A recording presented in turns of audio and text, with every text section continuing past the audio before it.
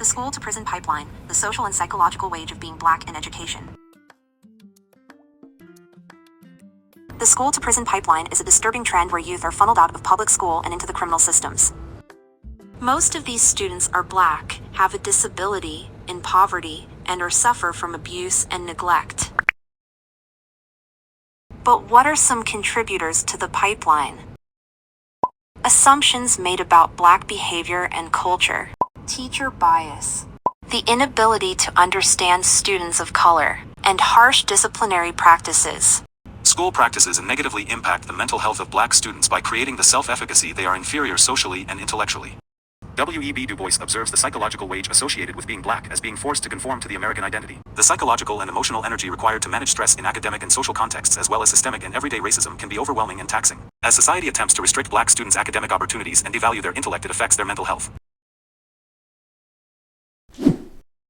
Black people are forced to sacrifice their own ethnic identities to achieve academic progress, pressured in being a college grad and getting a white-collar job.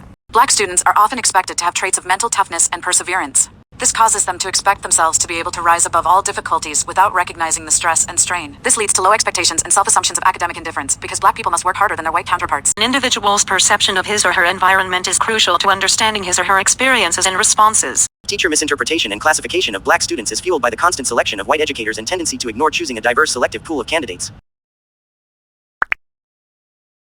There are many places along the pipeline with disproportionate negative impacts on the leadership trajectories of educators of color: college access, graduation, teacher preparation placement, etc.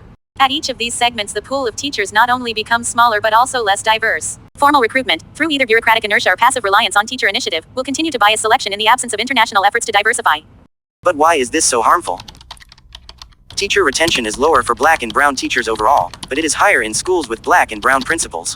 Students of color are more likely to have less experienced and less qualified teachers, as well as to experience a higher rate of referral to special education, lower rate of referral to gifted education programs, and a higher rate of school dropout.